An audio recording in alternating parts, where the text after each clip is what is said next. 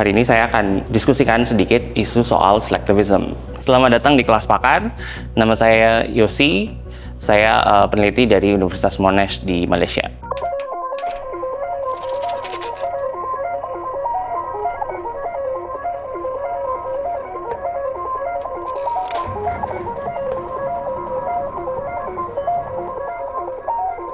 Kita mengenal banyak, kita sudah menjumpai banyak istilah selectivism, khususnya mungkin di aktivitas-aktivitas yang mungkin waktu itu belum dinamai dengan selectivism, seperti misalkan koin Prita, sampai akhir-akhir ini seperti Indonesia Darurat dan seterusnya.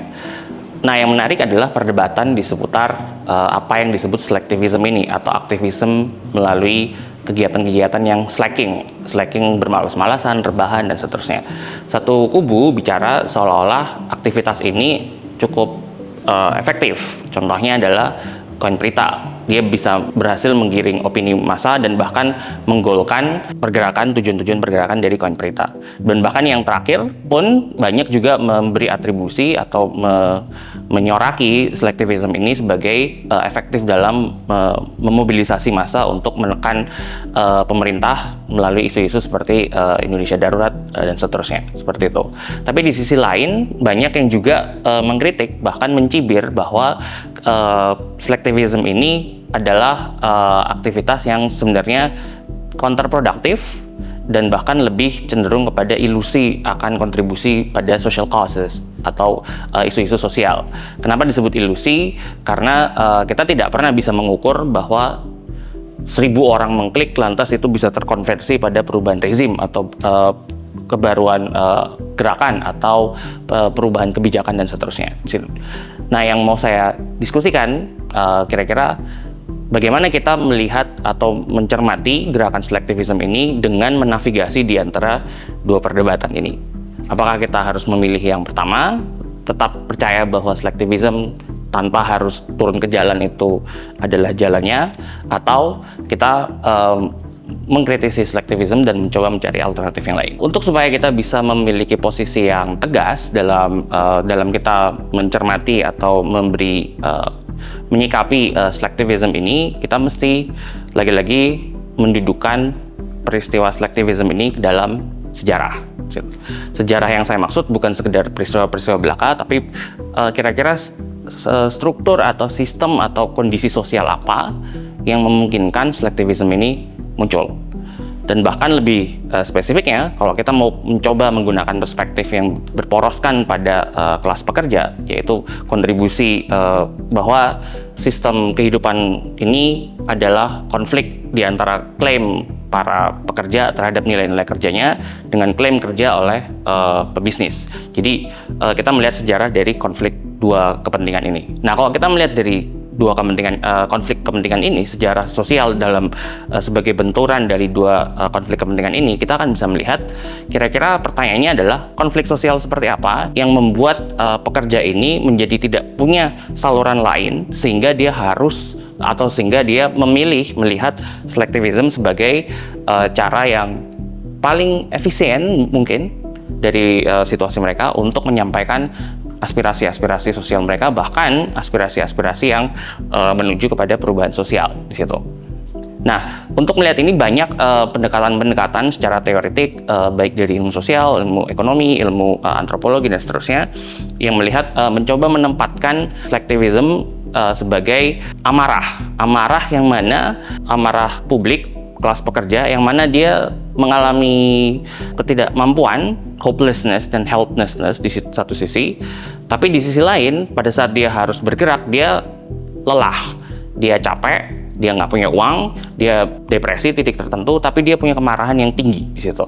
Nah, kenapa mereka bisa seperti ini? Nah, ini tidak bisa kita lepaskan dari situasi hari ini, terutama dalam 10-20 tahun ke belakang, apa yang banyak oleh organisasi internasional dan seterusnya itu menyebut sebagai quality of life crisis.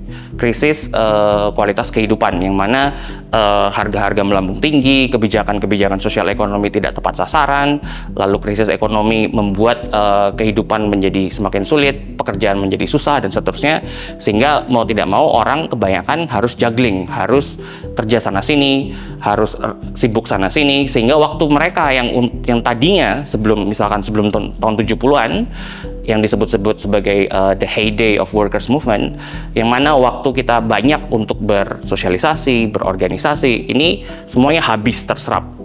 Tapi di satu sisi mereka punya kemarahan, mereka punya kecemasan juga yang untuk diartikulasikan. Jadi gimana caranya saya yang marah tapi saya tidak punya banyak waktu, saya juga tidak punya banyak uang untuk bersosialisasi, berorganisasi, saya tidak punya banyak energi, tapi tetap saya bisa melakukan gerakan sosial. Nah, disitulah selektivisme menjadi muncul di situ. Nah, di satu sisi itu yang perlu kita lihat bagaimana selektivisme itu muncul, sehingga kita tidak serta-merta memaki-maki atau menjelek-jelekan para selektivis ini sebagai sesuatu yang secara moral itu buruk di situ.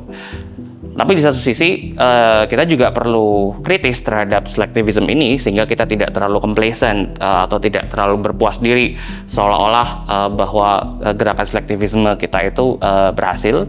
Karena di sisi lain kita juga harus clear bahwa ternyata selektivisme ini justru juga memantik model bisnis baru. Model bisnis yang mana orang tetap bisa slacking, bagi orang tersebut tidak produktif, tidak menghasilkan uang karena ini hanya bermain-main, rebahan, scrolling, jempol, like sini, like sana, dan seterusnya. Bagi saya tidak produktif, tapi bagi orang lain dia menjadi sesuatu yang produktif, sesuatu yang bisa dimonetisasi, sesuatu yang bisa menghasilkan keuntungan. Jadi di sisi lain ini yang kita perlu lihat, bahwa munculnya bisnis baru inilah yang mewarnai banyak platform-platform media sosial. Jadi di sini yang perlu kita garis bawahi, bahwa slacking itu sendiri tidak serta-merta buruk dan tidak serta-merta baik. Siapa yang bisa memainkan ini untuk kepentingan dia yang menjadi pemenang di situ. Nah, jadi slack itu sendiri, bermalas-malasan itu sendiri, sebenarnya bagi kita bermalas-malasan, tapi bagi pengusaha-pengusaha yang jeli melihat bisnis dengan orang yang bermalas-malasan ini, itu keuntungan besar di situ. Jadi kita juga perlu mawas untuk yang satu ini. Bagi kita non produktif, bagi mereka ini produktif. Bagi kita tidak menghasilkan keuntungan, profit, tapi bagi perusahaan-perusahaan platform penyedia media sosial, dia sangat-sangat profitable. Mau kita maki-maki, mau kita bermesra-mesraan, mau kita bersopan santun, mau kita berintelek-intelek ria, mereka nggak peduli. Yang penting kalian menyampaikan itu di platform kami. Pada saat kalian menyampaikan itu di platform kami mendapatkan monetisasi dengan audience yang banyak ini untuk kita datafikasi, dan data ini bisa kami jual ke insight-nya kami jual ke para marketers misalkan. Nah, itu kan tipikal dari social media bisnis.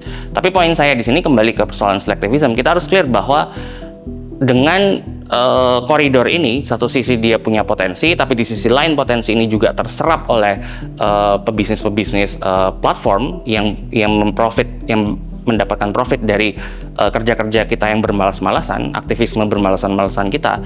Kita perlu clear dan kita harus realistis sejauh mana selektivisme itu bisa kita lakukan. Situ. Bahkan menurut saya selektivisme harus punya ranah pergerakannya sendiri yang berbeda, karena pergerakan di jalan itu punya logikanya sendiri, sementara pergerakan di sosial media dia juga harus punya pergerakannya sendiri.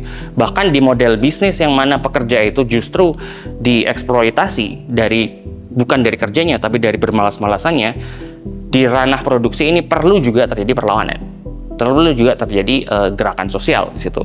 Jadi selektivisme satu sisi dia bisa support gerakan-gerakan di jalan, gerakan-gerakan di organisasi, tapi di sisi lain dia juga harus sadar bahwa dia punya medannya sendiri.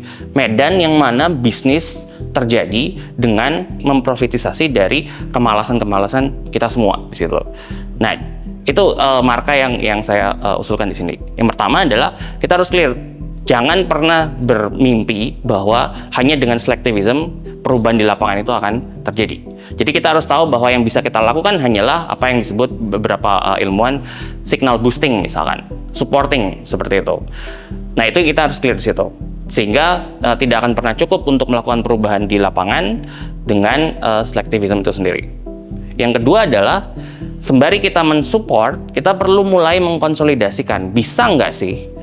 Dan ini yang menurut saya yang paling penting dan mungkin belum banyak dicoba oleh rekan-rekan. Mungkin nggak sih kita juga melakukan bisnis atau kita melakukan upaya-upaya monetisasi terhadap kemalasan-kemalasan kita, tapi di luar dari platform media sosial.